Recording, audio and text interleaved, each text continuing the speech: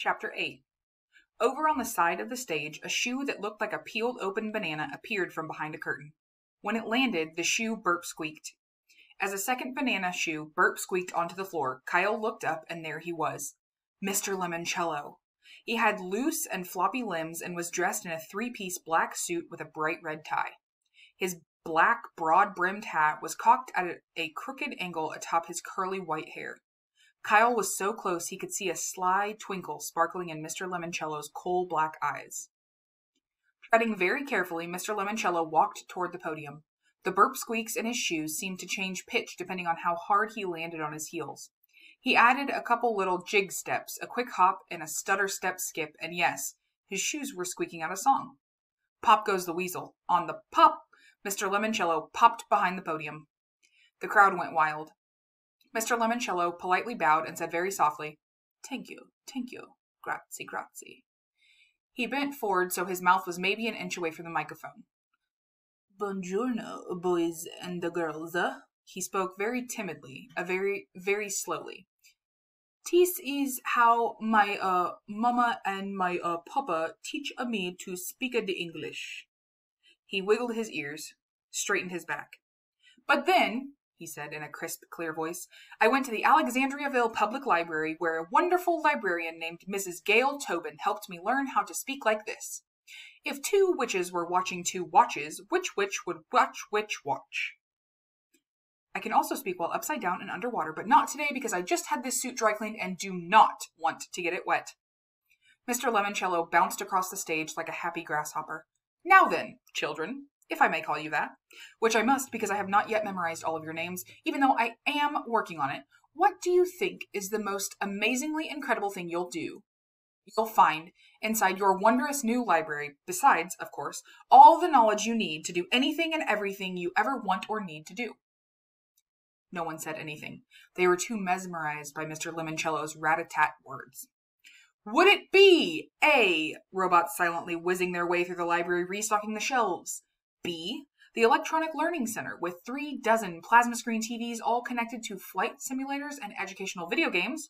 Or C, the Wonder Dome lined with 10 giant video screens? It can make the whole building feel like a rocket ship blasting off into outer space. The game room, shouted someone. The robots!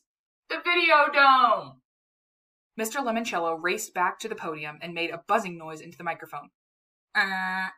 Sorry, the correct answer is, and not just because of Winn-Dixie, D, all of the above. The crowd went wild. Mr. Lemoncello whirled around to face his head librarian. Dr. Zinchenko, will you kindly help me pass out our first 12 library cards? It was time to announce the essay contest winners.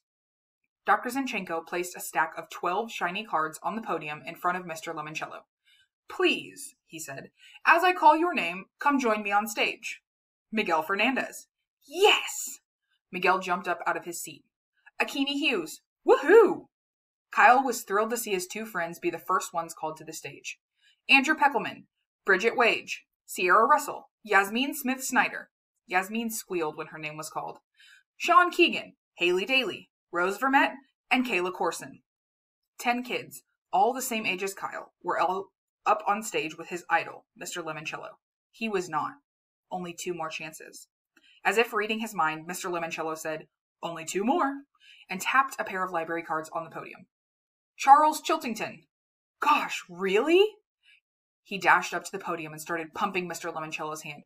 Thank you, sir. This is such an honor. Truly, I mean that. Thank you, Charles. May I have my hand back? I need it to flip over this final card. Of course, sir, but I cannot wait to spend the night in your library, or, as I like to call it, your Athenaeum.